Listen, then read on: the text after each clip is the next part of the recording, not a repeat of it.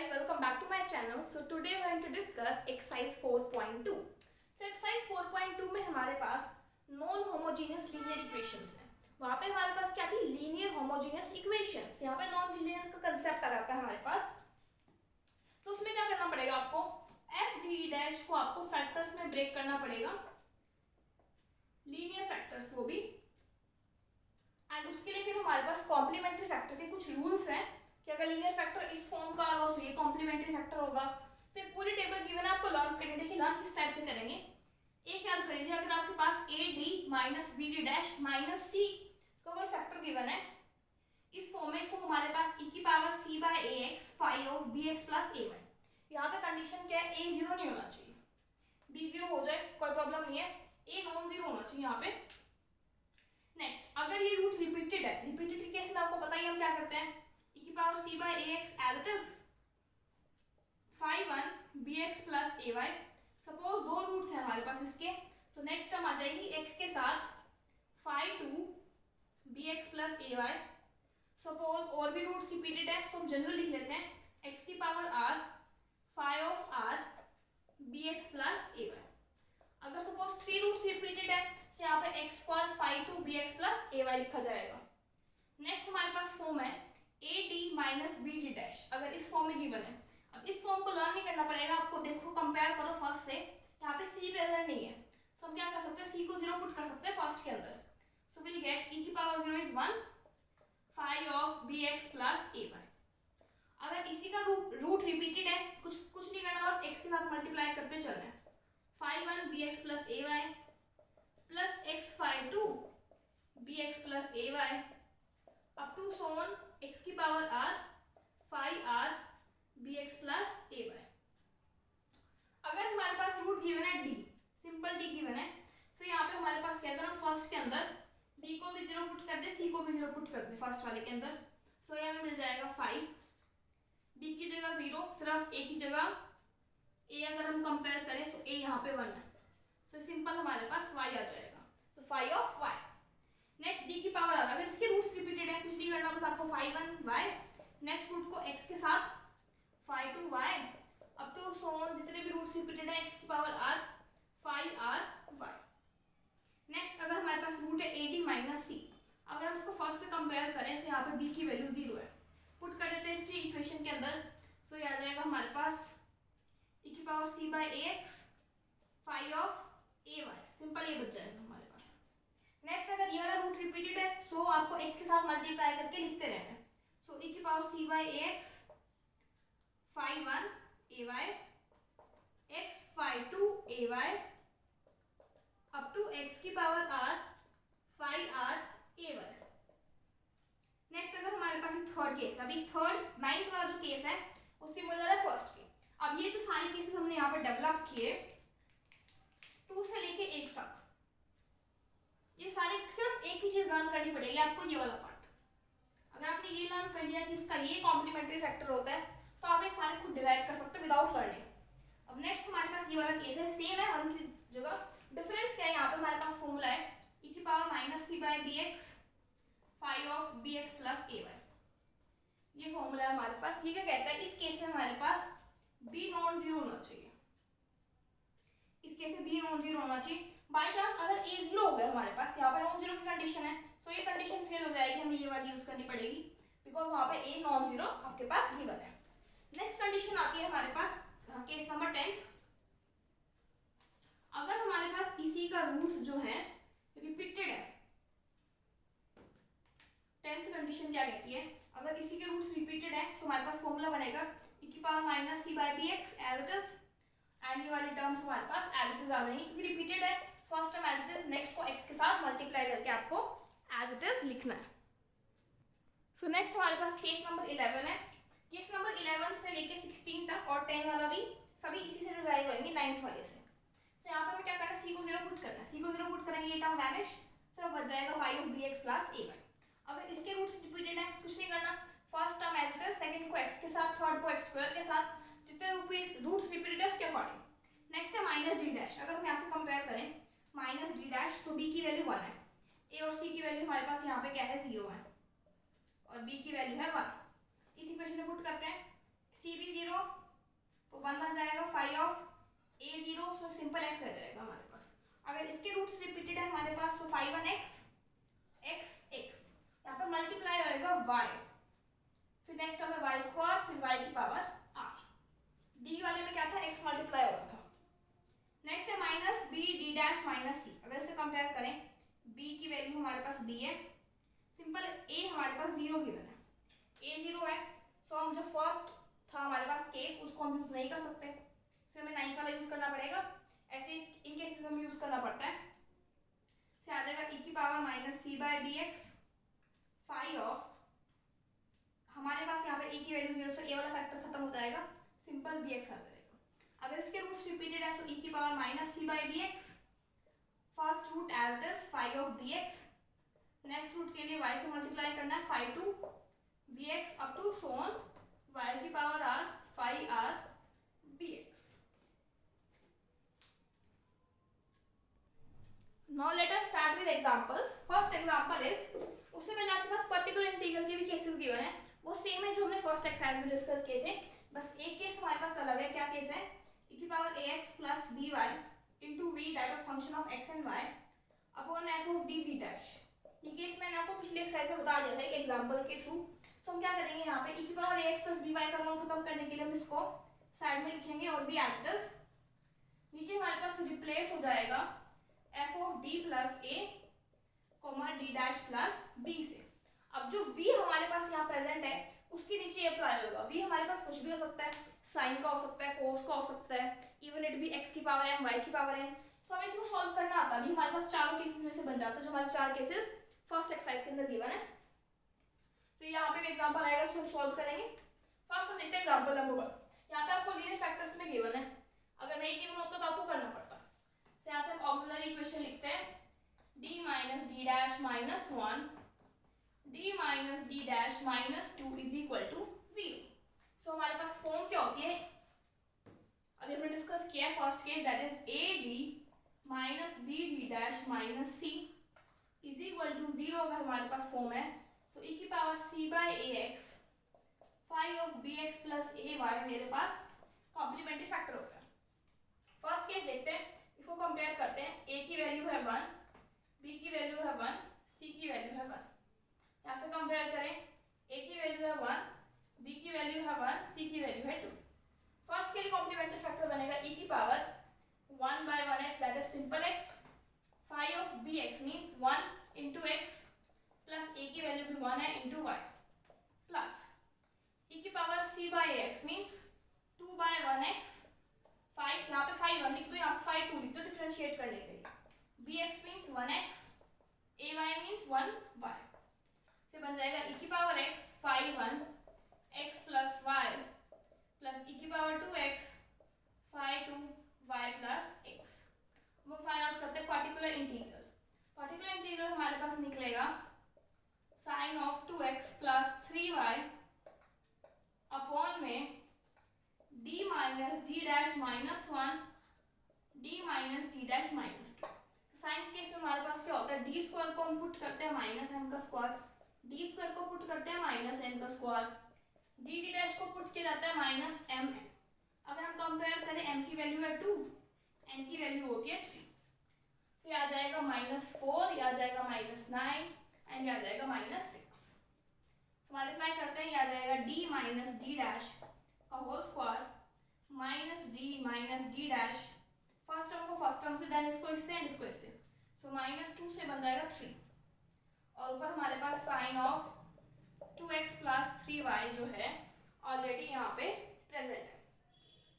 अब हम यहाँ पे इसका होल स्क्वायर ओपन अप करते हैं, यहाँ पे एक और टर्म आएगी, 2 को -1 से मल्टीप्लाई करेंगे तो +2, ये आ जाएगा sine of 2x plus 3y upon में d square plus d dash का square minus 2d d dash minus 3d plus 3d dash plus 2।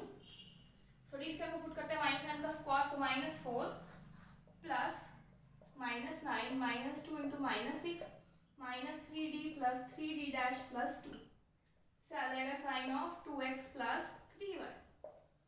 Simplify करते हैं, sign of 2x plus 3y upon में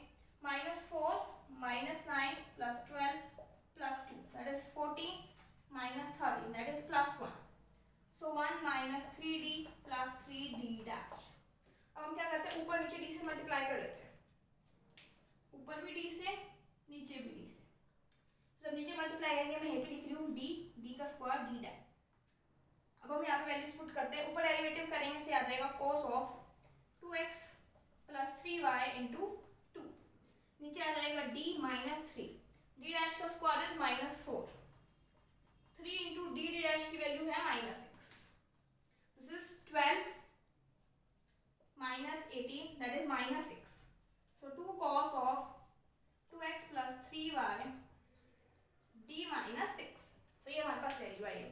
अब इसको सिंपल जैसे हम सॉल्व करते हैं, ऊपर नीचे d प्लस 6 से मल्टीप्लाई करके रैशनलाइज कर देते हैं।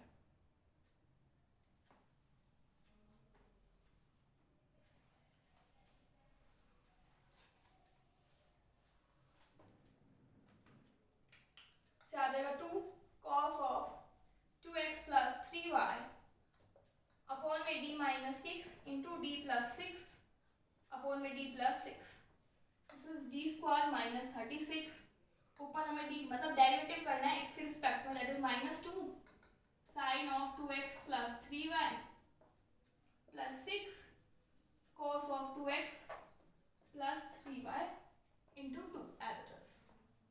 d स्क्वायर की वैल्यू हमारे पास -4 गिवन है, सो -4 माइनस 36 इज -40, 2/40 ऊपर से भी हम -2 कॉमन निकाल लेते हैं, क्या आ जाएगा sine of 2x plus 3y minus 3 cos of 2x plus 3y, so ये हमारे पास रह जाएगा simple 1/10 sine of 2x plus 3y minus 3 cos 2x plus 3y, so ये कॉम्प्लीमेंट्री फैक्टर है, ये पार्टिकुलर इंटीग्रल है, सॉल्यूशन लिखना आता है complementary factor plus particular integral, बस दिस प्लस दिस करके आपको आपका यहाँ पे सॉल्यूशन लिखना है, आपका सॉल्यूशन आ जाएगा, एक लाइन में लिख देना लास्ट में, hence the complete solution is given by complementary factor plus particular integral. Next we have example number 2, so example number 2 आपको समझना पड़ेगा यहाँ पे, क्योंकि आपको लीनियर फैक्टर्स गिवन नहीं है, इसके लीनियर फैक्टर्स ये बनेंगे, कैसे बनेंगे वो देखते हैं, इसका कोई डेफिनेट रूल नहीं, आपको सोचना ही पड़ेगा। देखिए ये हमारे पास गिवन है, सो हमें डी स्क्वायर चाहिए, सो हम क्या करते हैं, दो लीनियर फैक्टर्स बनाएंगे, यहाँ पे डी लिख लेते हैं, यहाँ पे भी डी लिख लेते हैं। नेक्स्ट चाहिए माइनस डी डैश का स्क्वायर, मीन्स एक डी डैश यहाँ पे आएगा, एक डी डैश यहाँ पे आएगा, मे बी यहाँ पे प्लस हो यहाँ पे माइनस हो, हमें नहीं पता, या फिर यहाँ पे नेगेटिव हो सकता है, यहाँ पे प्लस, कुछ भी हो सकता है। नेक्स्ट देखिए सिंपल डी चाहिए, सिंपल डी चाहिए तो यहाँ पे कांस्टेंट लाना पड़ेगा 1, लाना पड़ेगा 1, और 3 डी डैश चाहिए, सो यहाँ पे हमें कांस्टेंट लाना पड़ेगा -2, सपोज मैंने -2 लिख लिया, सो यहाँ पे कंपेयर करके देखते हैं, देखिए -2 D dash plus 2 D dash plus 1 3 D dash बन गया हमारे पास। देखिए फर्स्ट हमको मल्टीप्लाई किया D square plus D d dash -2d minus D d dash minus D dash का square plus 2 D dash -2, so ये टर्म कैंसिल हो रही है हमारे पास, ये बन रहा है D square minus D dash square -2d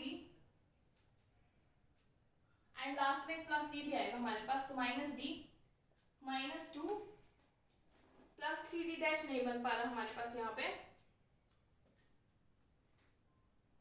सो अब बेसिक कहने का होता है कि हमें ऐसे हिट एंड ट्रायल लगाना पड़ेगा कि आप या फिर ये मेथड अप्लाई हो, सो इस टाइप से हमें यहाँ पे लीनियर फैक्टर्स ब्रेक करके लिखने पड़ेंगे, सो इन्हीं दो को मल्टीप्लाई करके नहीं बनेगा, फिर ऐसे हम प्लस माइनस के ऐसे करके चेक करते रहेंगे, सो हमारे पास ऑक्सिलरी इक्वेशन लिखते हैं, यहाँ से हम D square minus D dash का square plus D plus 3d dash -2 is equal to 0, इसको लीनियर फैक्टर्स में लिखना पड़ेगा आपको। उसके बाद यहाँ से हम कॉम्प्लीमेंट्री फैक्टर लिखते हैं, फॉर्मूला होता है A D minus B D dash minus C E की power c by X phi of B x plus A Y. First हमको अगर हम कंपेयर करें, a की वैल्यू है 1, b की वैल्यू है 1, c की वैल्यू है -2, यहाँ पे कंपेयर करें, a की वैल्यू है 1, b की वैल्यू है -1, c की वैल्यू है 1, सो यहाँ से कॉम्प्लीमेंट्री फैक्टर कैसे लिखा जाएगा, e की power c by A X मतलब -2x phi 1 of bx plus A Y plus e की power c by A x phi 2 bx plus A Y, so ये हमारे पास कॉम्प्लीमेंट्री फैक्टर बन जाएगा। अब हम लिखते हैं particular integral, that is e की power x minus y minus x square y, दोनों के सेपरेटली लिख लेते हैं बिकॉज इसका अलग मेथड से होगा, इसका अलग मेथड से रहेगा, ये e की पावर से होगा, ये x की पावर है, y की पावर n से होगा हमारे पास, से बन जाएगा D square minus D dash का स्क्वायर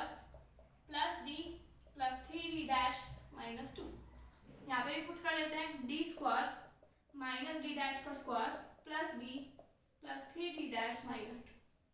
अब यहाँ पे हम पुट करेंगे d को 1 एंड d डैश को -1 से आ जाएगा e की power x minus y upon में 1 minus 1 plus 1 minus 3 minus 2। So ये हमारे पास आ जाएगा -4। इसका तो डायरेक्ट हो गया हमारे पास। अब यहाँ पे हमें क्या करना पड़ेगा, 1 बनाना पड़ता है। सो हम इस -2 को बाहर निकाल देते हैं तो बन जाएगा प्लस x² अपॉन में 2, यहाँ पे आ जाएगा 1 plus D square minus D dash square plus D plus 3d dash bye 2। अगर आपने एक्सरसाइज 4.1 की है तो यहाँ पर इस एक्सरसाइज में आपको पार्टिकुलर इंटीग्रल निकालने में कोई भी दिक्कत नहीं होगी, बिकॉज यहाँ पर सिर्फ कॉम्प्लीमेंट्री फैक्टर में चेंज है, पार्टिकुलर इंटीग्रल तो वही का वही है। सो अगर आपने प्रैक्टिस किया तो आप फटाक से सॉल्व कर सकते हो इसको। से आ जाएगा x² अपॉन 2, ऊपर चला जाएगा 1 plus D square minus D dash का square plus D plus 3d dash by में 2 की पावर -1। सो फॉर्मूला होता है 1 प्लस x की पावर -1 का 1 minus x plus x² up to so on. देखिए फर्स्ट हम बनाते हैं यहाँ पे x² by 2 1 minus D square plus D dash का square minus D minus 3d dash by में 2। नेक्स्ट टर्म में होगा इस टर्म का स्क्वायर।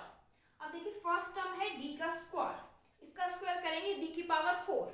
अब d की पावर 4 यहाँ पे तो x² है, अब x² का इंटीग्रेशन हम डेरिवेटिव हम 4 टाइम तो कर नहीं सकते, सो d इसका स्क्वायर करने का कोई बेनिफिट नहीं है। नेक्स्ट टर्म d डैश का स्क्वायर मींस d डैश की पावर 4। अगेन यहाँ पे अगर हम लिखें वैसे पे टर्म लिखना चाहो तो लिख सकते हो, लेकिन हम यहीं पे सॉल्व कर लेते ताकि हमारे पास छोटा पार्ट बन जाए। अगेन y की पावर 1 डेरिवेटिव पॉसिबल ही नहीं है, यहाँ पे पॉसिबल है d का स्क्वायर, से आ जाएगा आपके पास d का स्क्वायर, डिनोमिनेटर में 4 है। नेक्स्ट टर्म है d डैश का स्क्वायर, ये a की बात तो उसका 2 टाइम डेरिवेटिव पॉसिबल नहीं है। अब आते हैं नेक्स्ट टर्म 2, जैसे a square a plus b का whole square a square plus b square plus 2ab, ये फॉर्मूला होता है। सपोज इन दोनों का हम सॉल्व करते हैं, 2ab मींस 2 into दिस। अब d square into D dash का स्क्वायर पॉसिबल ही नहीं है, तो इन दोनों के 2 टाइम्स लिखने का कोई बेनिफिट नहीं है। फिर हम फर्स्ट एंड इसका लिखते हैं, ये बन जाएगा d का क्यूब, वो भी पॉसिबल नहीं है डेरिवेटिव। फर्स्ट एंड लास्ट का अगर हम लिखें सो वो पॉसिबल है, सो 2 into 3d dash and d का स्क्वायर, क्योंकि d डैश भी एक टाइम पॉसिबल है, d डैश की स्क्वायर की पावर भी 2 है।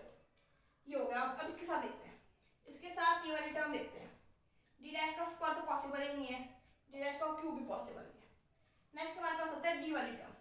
d वाली टर्म को अगर हम देखें यहाँ पे इस टर्म के साथ, सो ये बन जाएगा 2 into d into 3d dash, ठीक है। अब नेक्स्ट टर्म आती है यहाँ पे माइनस का x का क्यूब, ठीक है। अब जो x का क्यूब होता है, फर्स्ट टर्म का क्यूब पॉसिबल नहीं, सेकंड का भी पॉसिबल नहीं, थर्ड का भी पॉसिबल नहीं, फोर्थ का भी पॉसिबल नहीं। जब हम किसी भी टर्म का क्यूब करते हैं a प्लस b का क्यूब, तो फॉर्मूले में 3ab a प्लस b भी आता है। सो अगर हम यहाँ से मैच करें कि 3ab मीन्स 3a को ले लेते हैं, b को ले लेते हैं, तो पॉसिबल ही नहीं है। फिर a प्लस b, ये भी पॉसिबल नहीं है। फिर 3ab इसको ले लें और अंदर भी अगर हम इसको ले लें तो शायद पॉसिबल है हमारे पास यहाँ पे इसको सॉल्व करना। साथ ऐसे आपको चेक करना पड़ेगा। सो जब हम यहाँ पे क्यूब करते तो एक टर्म मैंने आपको बताई थी, यहाँ पे 3ab a प्लस b आती है। अगर हम इसको a माने इसको b माने, सो ये 3d dash d plus d dash आ जाएगा। अगर हम इसकी फर्स्ट टर्म ले that is 9d square d dash, तो ये हमारे पास टर्म इसका डेरिवेटिव पॉसिबल है। मे बी और टर्म सारे हम बाद में चेक कर सकते हैं, मैच कर लेते हैं। यहाँ से हमारा आंसर आ रहा है नहीं आ रहा। सो यहाँ पे कॉम्प्लीमेंट्री फैक्टर आपको पता लग गया, e की पावर x माइनस वाई के रिस्पेक्ट में आपको पार्टिकुलर इंटीग्रल पता लग गया, बस आपको इसके केस में पार्टिकुलर इंटीग्रल फाइंड आउट करना है। सो ये थोड़ा सा कॉम्प्लिकेटेड है। 1/2 x के y को मल्टीप्लाई में ले जाते हैं, x² y minus 2 times derivative करना है x² का, so 2 and y as it is upon में 2।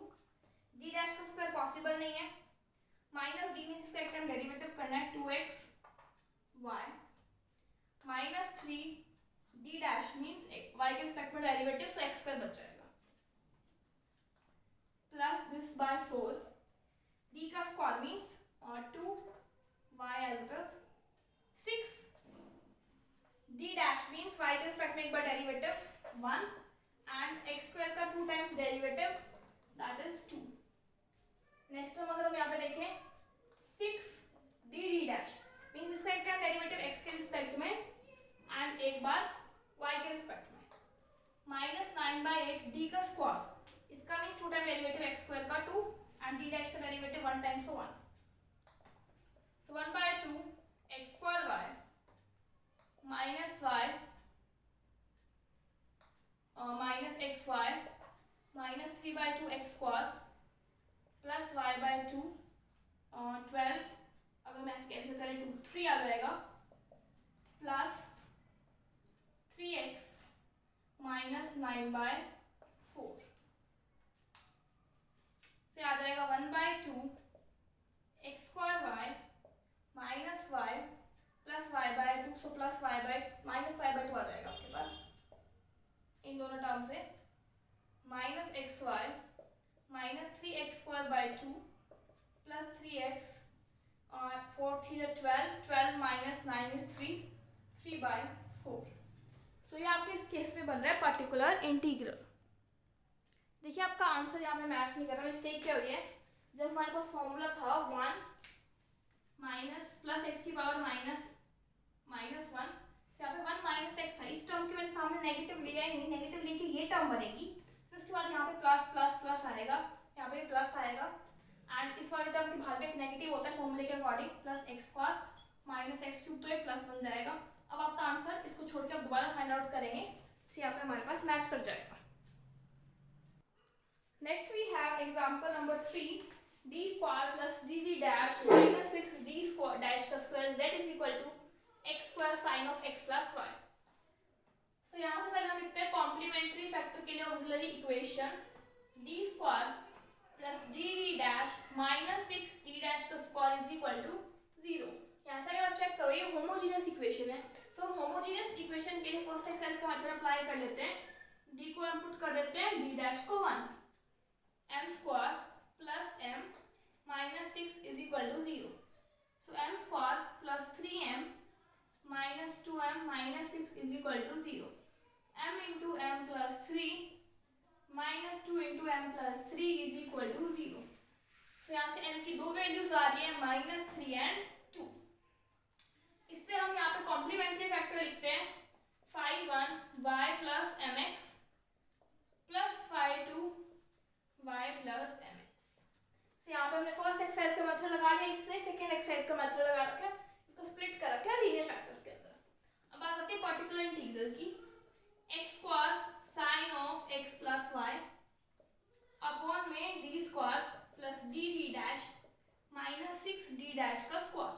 तो यहाँ पे हम दो मेथड अप्लाई कर सकते हैं जो हमने फर्स्ट एक्सरसाइज में सीखा था, case number 4 f of x y upon में f of dd dash that is integration f of x c minus mx वाले मेथड से कर सकते हैं सॉल्व, या फिर जो इस एक्सरसाइज में गिवन है उससे भी कर सकते हैं। इस एक्सरसाइज वाले मेथड से मैं आपको करवा देती हूँ।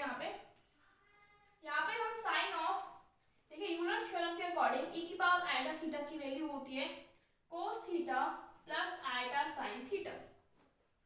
सो हम यहाँ पे साइन एक्स वाई को क्या लिख सकते हैं, अगर हम यहाँ पे थीटा की वैल्यू पुट करें x plus Y that is cos of x plus Y plus iota sine of x plus Y. So यहाँ से हम लिख सकते हैं x square imaginary part of e की power iota x plus Y upon में d square plus dd dash minus 6d dash का square. अब जब भी आपके पास e की पावर आइटा x y हमने पढ़ा था कि आप d को किससे रिप्लेस कर दोगे, d प्लस a से, यहाँ पे a है आइटा, d डैश को रिप्लेस कर दोगे d डैश प्लस b से, दैट इज यहाँ पे आइटा ये है सही है। e की power iota x plus y का रोल खत्म, x स्क्वायर यहाँ पे आ जाएगा अपॉन में आ जाएगा d प्लस आइटा का whole square plus d plus iota d dash plus iota minus 6 d dash plus iota का होल स्क्वायर। तो सॉल्व करते हैं डिनोमिनेटर को, d square plus 2d iota minus iota square, ठीक है, प्लस आइटा स्क्वायर आ जाएगा, d d dash plus iota d dash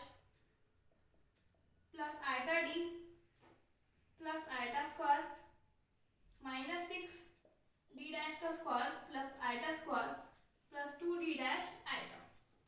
Iota square is -1, so ये भी -1 है, ये भी -1 है, so -2 बन जाएगा. d square plus 2d iota and यहाँ पे प्लस एक और गिवन है, so 3d iota बन जाएगा हमारे पास.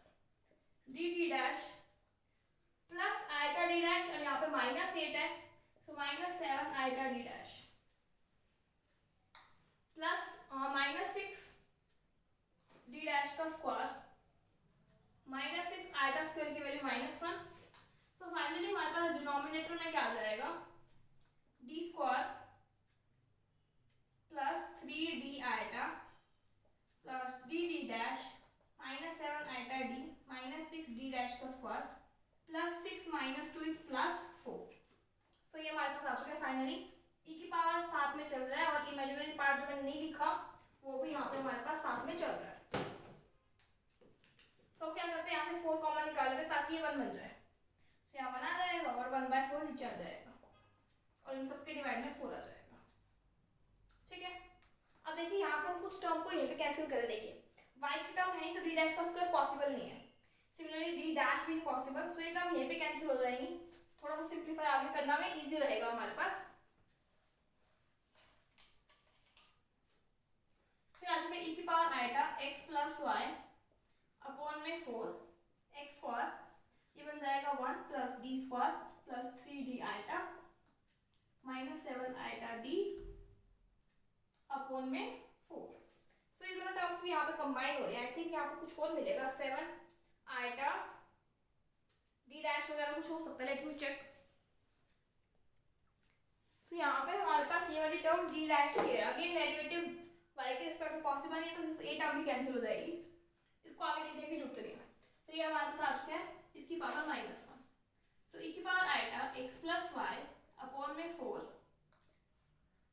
x square 1 minus d square minus 3d iota by में 4. इस टर्म का स्क्वायर फॉर्मूला अप्लाई कर रहे हैं यहाँ पे. सो आ जाएगा फर्स्ट टर्म का स्क्वायर पावर 4 बनेगी, पावर 4 इसका पॉसिबल नहीं है. सेकंड टर्म का स्क्वायर बनेगा 9d square iota square by में 60. से आ जाएगा e की power iota x plus Y upon में 4 x square 1 minus d square by 4 minus 3d iota by 4. ये हमारे पास कैंसिल आउट होके आ जाएगा -9d स्क्वायर बाय 60.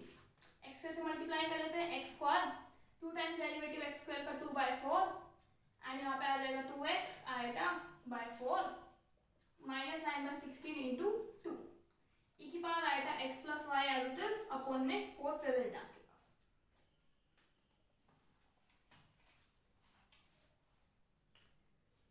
सो देखिए e की power iota x plus Y upon में 4 x स्क्वायर -1/2 एंड यहाँ से -9/8 से आ जाएगा -13/8 एंड यहाँ से हमारे पास आ जाएगा -3/2 x आइटा. ठीक है. e की पावर इस पार्ट को लिख लेते हैं cos of x plus Y plus iota sine of x plus Y upon में 4 into x square -13/8 -3/2 x iota. अब हम इसका इमेजिनरी पार्ट ले रहे हैं. अगर हम cos of x plus y को इससे मल्टीप्लाई करते हैं तो रियल पार्ट आएगा. x स्क्वायर -13/8 को इससे मल्टीप्लाई करते हैं तो इमेजिनरी पार्ट आएगा. So x square -13/8 cos sine of x plus y. ठीक है. नेक्स्ट इस टर्म को अगर हम फर्स्ट टर्म से मल्टीप्लाई करते हैं इमेजिनरी पार्ट आएगा हमारे पास. एंड अगर इन दोनों आइटा आइटा वाला को मल्टीप्लाई करते तो रियल पार्ट आएगा और इनटू हमारे पास है 1/4. सो ये हमारे पास पर्टिकुलर इंटीग्रल की वैल्यू आ रही है. तो हम यहाँ पे कंप्लीट सॉल्यूशन लिखते हैं. हमारा कॉम्प्लीमेंट्री फैक्टर दैट इज 5/1 लिखोगे आप. Complementary factor plus particular integral is equal to z. यहाँ पे कंप्लीट फंक्शन ही लिख के आई होप आपको पता हो कैसे फाइंड आउट करना है. मैं आपको कॉम्प्लीमेंट्री फैक्टर और पार्टिकुलर इंटीग्रल आपको निकाल के दिखा देती हूँ direct. z is equal to 5/1 y minus 3x plus 5/2 y plus 2x plus 1/4 x square minus 13/8